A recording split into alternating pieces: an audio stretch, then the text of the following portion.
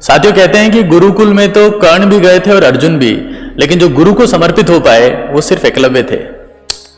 अब आप सोच रहे होंगे कि मैं ये सब बातें क्यों कर रहा हूं। वो इसलिए कर रहा हूं क्योंकि आज सुबह मैंने एक न्यूज़पेपर पढ़ा और इस न्यूज़पेपर में एक बहुत इंटरेस्टिंग बात मैंने पढ़ी। मैं बात करने वाला हूं हरीश की। हरीश बाड़मेर जिले के वो स्टूडेंट हैं जो ऑनलाइन क्लासेस ले रहे हैं। अभी कोरोना के टाइम में सभी लोग ऑनलाइन क्लास ले रहे हैं, लेकिन ये दारूड़ा गांव में रहते हैं और वहां पर नेटवर्क इश्यू है। तो ऑनलाइन क्लासेस की स्ट्रीमिंग के लिए इनको एक पहाड़ी पर जाना पड़ता है 2 किलोमीटर दूर, रोज सुबह 8 बजे। 8 से 2 बजे तक ये पहाड़ी पर ही रहते हैं, एक प्लास्टिक की टेबल और एक प्लास्टिक की चेयर के साथ में। रोज सुबह पिछले 2 महीने से वहां रोज पहाड़ी पे जाना है, 8 बजे 2 बजे वापस आना है। जवाहर नवोदय के स्टूडेंट हैं और पिछले 2 महीने से ऐसा कर रहे हैं। मैंने जब इसको पढ़ा तो मैंने सोचा कि यार एक इतना छोटा सा स्टूडेंट है, इसको ये नहीं पता होगा कि जिंदगी में कहां पर पहुंचेगा या इसकी जिंदगी का गोल क्या है या ये क्या बनना चाहता होगा, लेकिन इसका डेडिकेशन बेमिसाल है।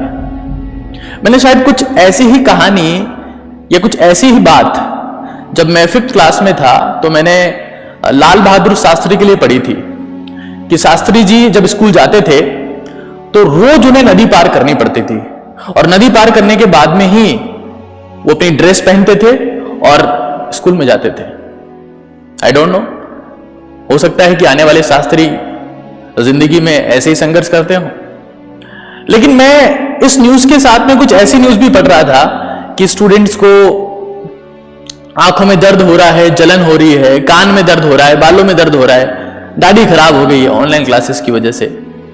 और एक जब मैंने ये न्यूज पढ़ी, देखिए ये न्यूज पढ़ के जो मुझे समझ में आया वो कुछ ऐसा है कि जिंदगी में इस बात से ज्यादा फर्क नहीं पड़ता कि आपका काम कितना बड़ा है, लेकिन इस बात से बहुत ज्यादा फर्क पड़ता है कि आपकी शिद्दत कितनी बड़ी है। मतलब इस दुनिया में न जाने कितने लोग कितने बड़े बड़े काम करते होंगे। अब इस हरीश ने, जो बाड़मेर का रहने वाला है, बहुत छोटा काम किया है।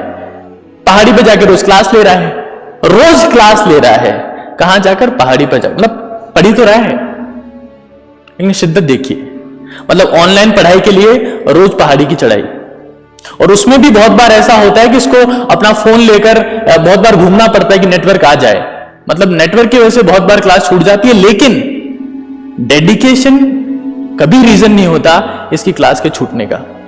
रोज पहाड़ी पर जाना है 8 बजे और 6 घंटे उसी पहाड़ी पर रहना है, वापस 2 बजे आना है। इनके पिताजी कह रहे हैं कि ये पिछले 2 महीने से यही कर रहा है। तो मुझे ये समझ में आया कि आप अगर जिंदगी में बहुत छोटा काम भी अगर पूरे मन से करते हैं, पूरे दिल से करते हैं, तो छप जाता है।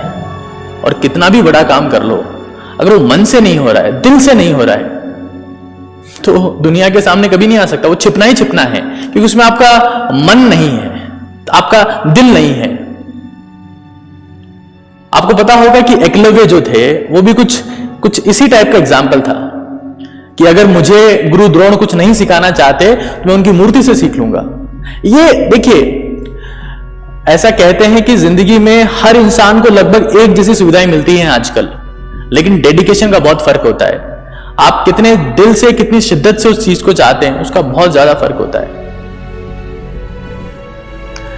तो हरीश हम सभी के लिए, हम टीचर्स के लिए, स्टूडेंट्स के लिए, या जितने भी लोग इस प्लेटफॉर्म की बात करते हैं, ऑनलाइन प्लेटफॉर्म की, पेरेंट्स के लिए, सभी के लिए एक इंस्पिरेशन है कि कैसे आप विषम परिस्थिति में भी एक एक्सेप्शनल परफॉर्मेंस देकर दुनिया में छा सकते हैं। मतलब मैं इस न्यूज को देखकर आज बहुत ज्यादा इंस्पायर हो गया हूं, और मेरे लिए Harish inspiration of the month है।